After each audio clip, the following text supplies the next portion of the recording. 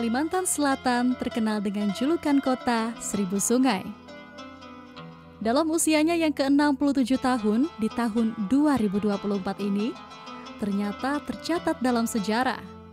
Salah satu wilayah Kalimantan Selatan bernama Tatas, Watas, atau Benteng Tatas, atau Pulau Tatas.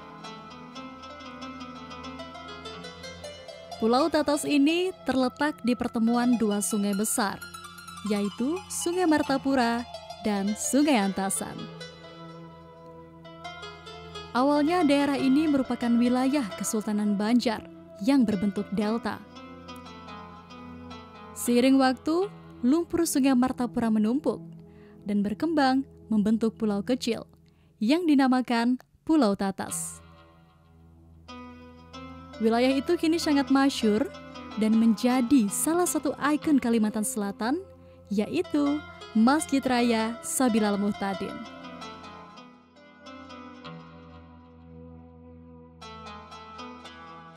Di Perpustakaan Daerah Provinsi Kalimantan Selatan ini, ada beberapa buku tentang Sabilal Muhtadin.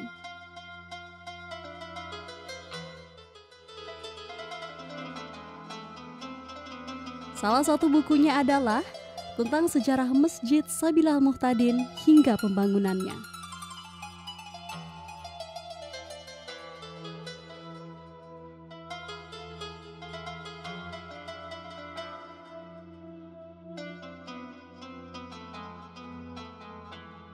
Terkait sejarah Sabilal Muhtadin ini, teman saya, salah satu sejarawan di Banjarmasin, mungkin bisa membantu saya menelusuri sejarah Masjid Sabilal Muhtadin dalam Jejak Islam kali ini.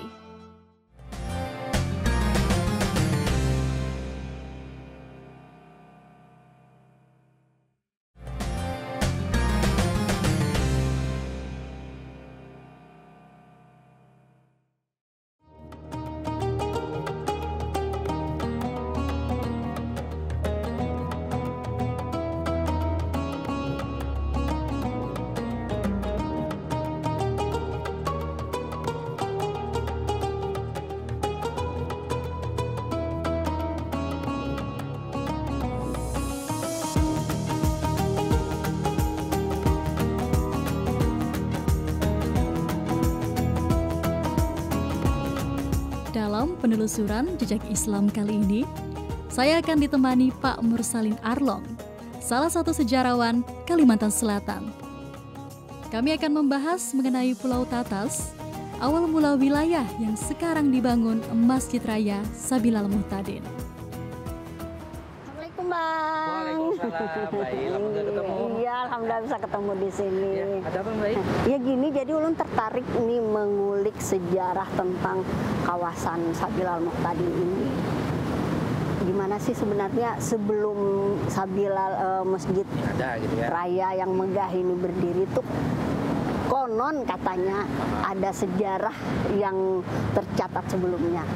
Awalnya pulau ini nggak dilirik sama sekali oleh kerajaan Banjar maupun Belanda. Baru kemudian pada tahun 1747, waktu itu ada perjanjian antara Sultan Tamjidillah dengan Belanda, VOC pada waktu itu. Baru Belanda melihat tempat ini begitu strategis. Nah, hal ini tentu sesuai dengan gini, Bay, ada teori dalam dalam sejarah kota itu, bahwasanya sebuah kota itu berkembang karena perkembangan ekonomi manusia yang tinggal di sekitar itu. Nah, pada waktu itu rempah sedang rame-ramenya, sedang jaya-jayanya, sehingga tempat ini terbangun. Nah, di tempat yang luas ini dulunya kita, ya mungkin Bayi sendiri tahu ya, ini tempat benteng. Awalnya kantor aja dulu, kantor VOC. Kemudian berkembang jadi loji. Loji itu semacam kayak tempat penyimpanan lada, tempat penyimpanan komoditas. Kemudian berkembang menjadi sebuah pemukiman dan benteng. Nah, tepat di tempat kita berpijak saat ini adalah tempat pemukiman para tentara Eropa. Kemudian di sebelah sana sekitar air mancur itu adalah tempat para sersan, juru tulis, sampai ke bagian bangunan masjid itu semuanya tempat pemukiman Tentara gitu kita. Ya, bukan tentara Belanda. Tentara VOC. Tentara Iya. VOC, kemudian nantinya setelah VOC bubar baru tentara Belanda. Tapi setelah tahun 1942 baru tempat ini dibakar, gitu ya.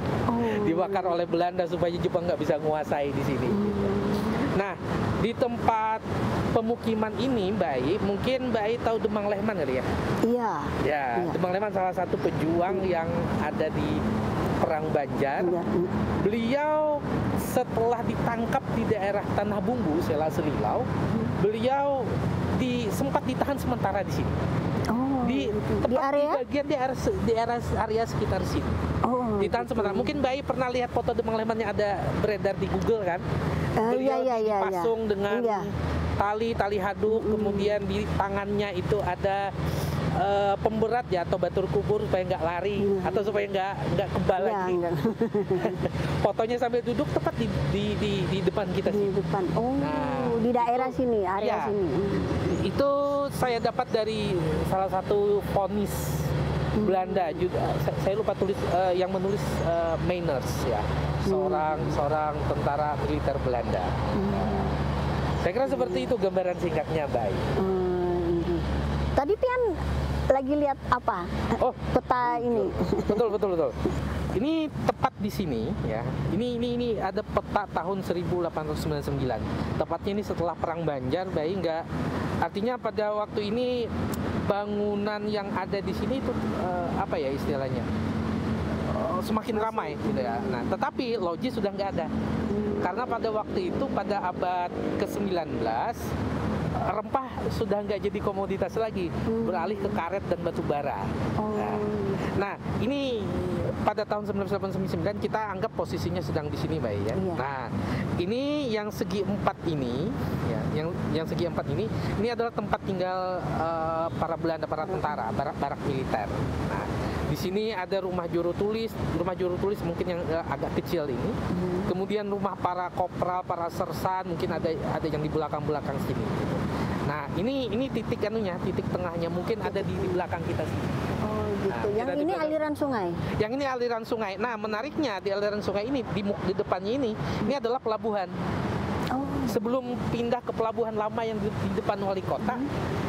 Pelabuhan yang benar-benar lama sekali. Ini memang berada di depan kita sini.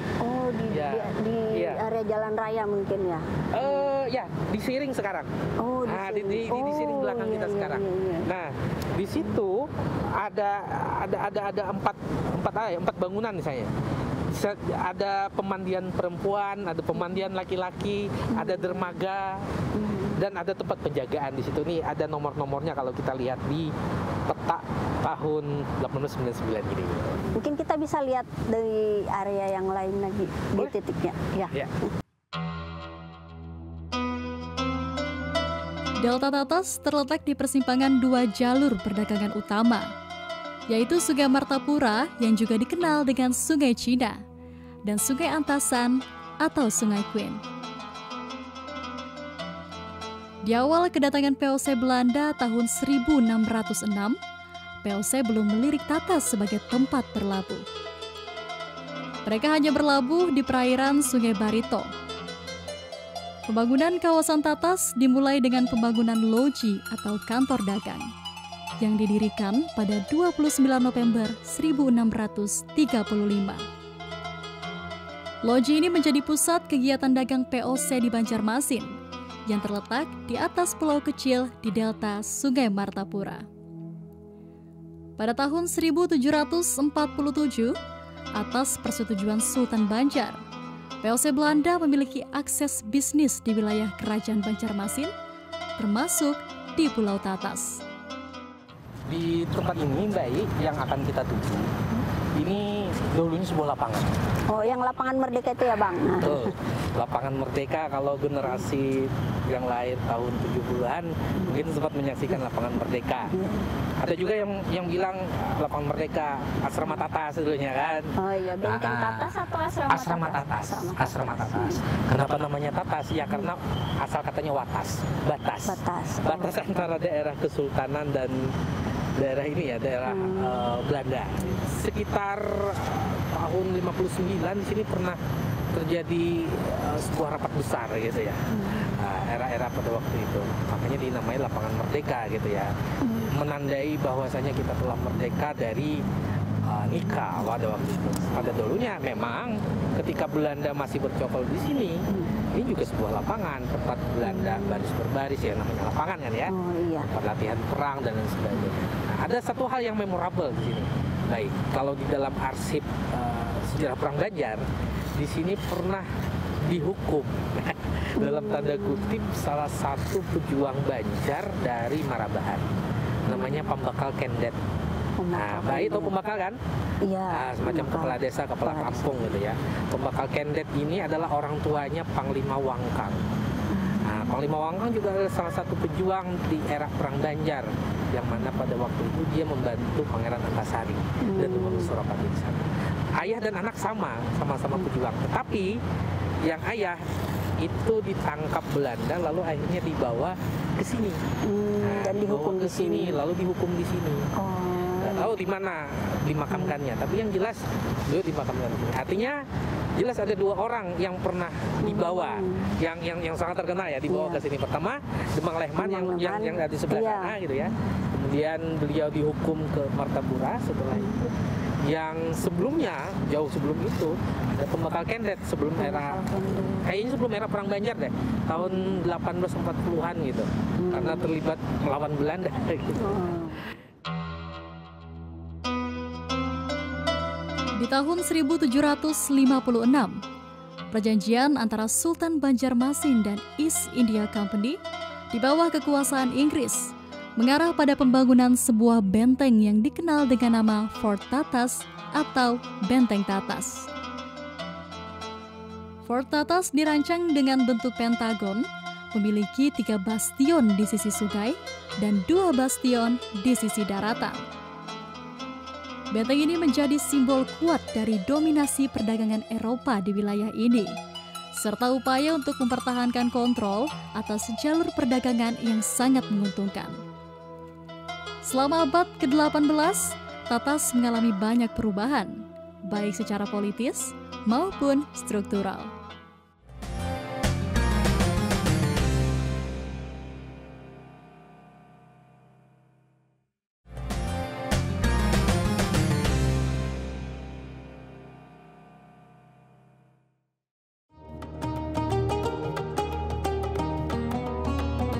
Pada tahun 1786 sampai 1787, Sultan Banjar menyerahkan sebagian besar kekuasaannya kepada POC Belanda, yang semakin memperkuat pengaruh mereka di Banjarmasin.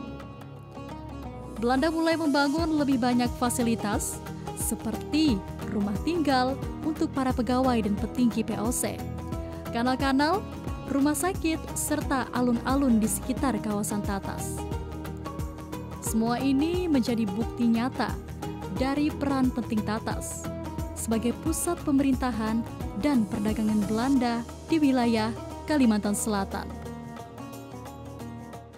Oke, jadi kita berada di sisi utara dari Benteng Tatas. Benteng Tatasnya ya? Ya, Benteng Tatas. Yang mana kalau kita lihat berdasarkan peta yang sudah sama-sama kita lihat tadi, ya, di sebelah sini di depan kita ya, ini ada kanal Tatas yang mengelilingi benteng. Nah, jadi fungsi kanal ini baik untuk ini ya, untuk keamanan dari benteng itu sendiri agar tidak mudah diterobos sembarangan orang. Dan mungkin juga di sini itu sering ditaruh buaya. Supaya orang nggak sembarangan, nggak berani masuk, nggak berani masuk. Jadi mau nggak mau mereka harus masuk ke daerah pintu depan. Karena untuk menambah keamanannya juga, Mbak, di setiap sudut, ini kan ada 4 sudut ya, ada 4 sudut di sini. Di masing-masing sudut, termasuk di daerah sana yang ada dekat taman itu ada semacam kayak menara untuk meriam. Meriam.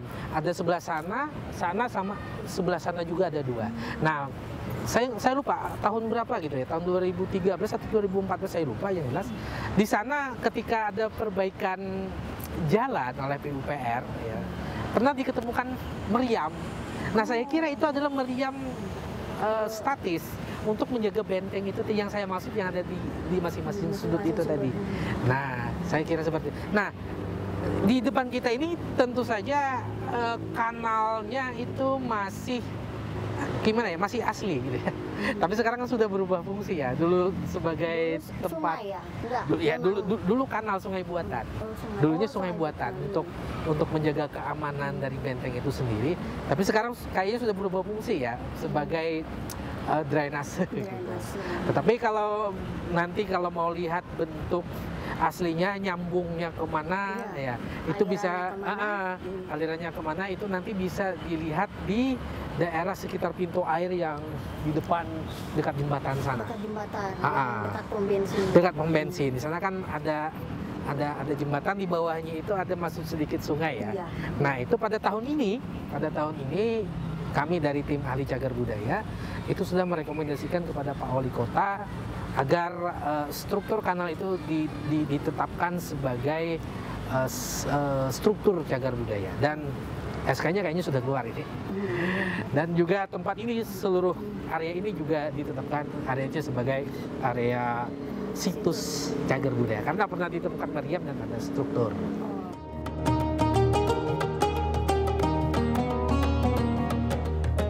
Dengan latar belakang tersebut, Pulau Tatas kini menjadi yang tak bisa dipisahkan dari identitas Kota Banjarmasin. Pulau Tatas menjadi saksi bisu perjalanan panjang sejarah perdagangan, kolonialisme, dan perjuangan mempertahankan kedaulatan Indonesia.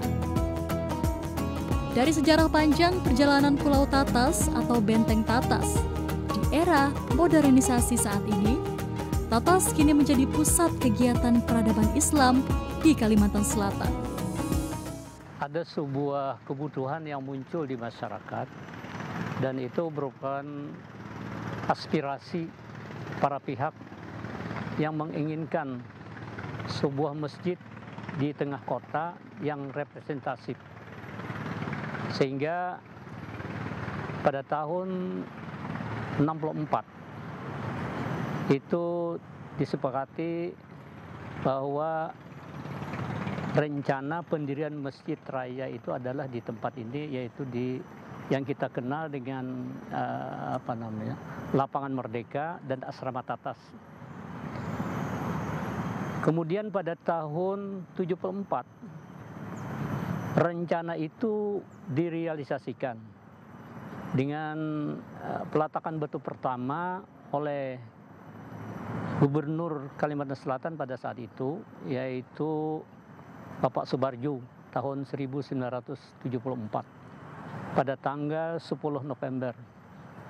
Diresmikan itu pada tahun 1981.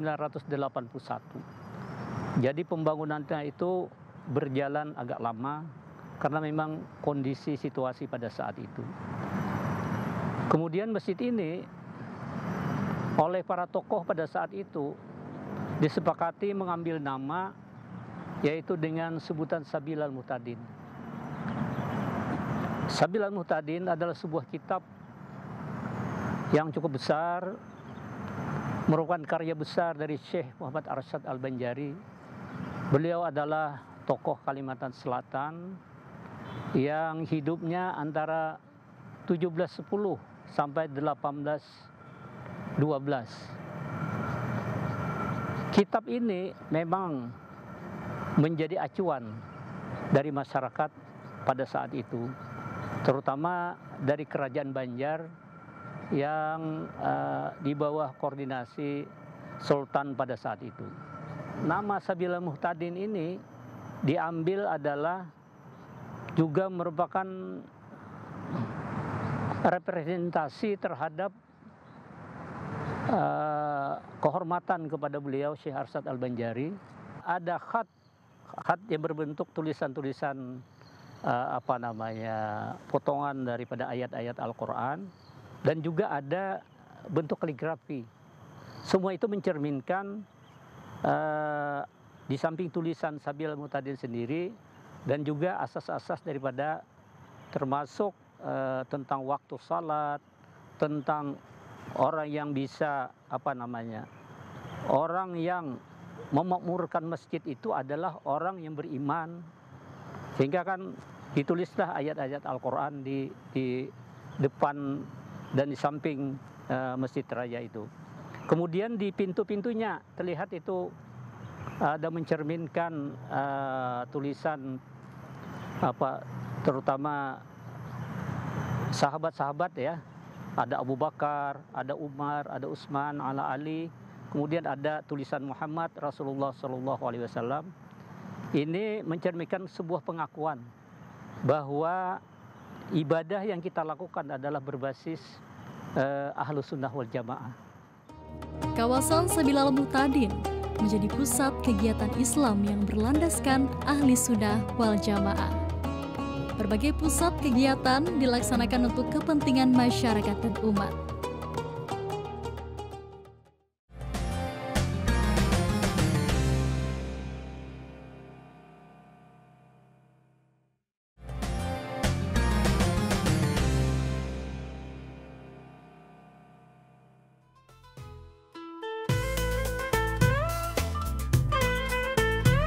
Dalam kawasan Masjid Raya Sabilal Muhtadin, terdapat beberapa pusat kegiatan, seperti pusat pendidikan Islam, pusat ekonomi, pusat kesehatan, pusat keagamaan, dan juga pusat sosial. Pusat-pusat kegiatan tersebut berfungsi sebagai syiar perkembangan peradaban Islam, agar menyebar lebih luas, menjangkau seluruh lapisan masyarakat.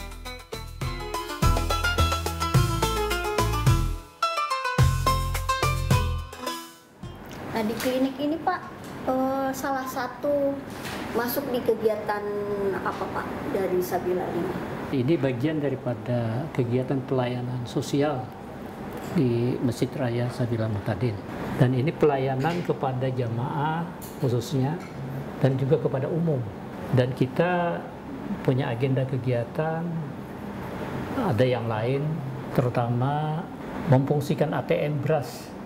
Dan itu dalam rangka pelayanan bagi yang du'afa ini.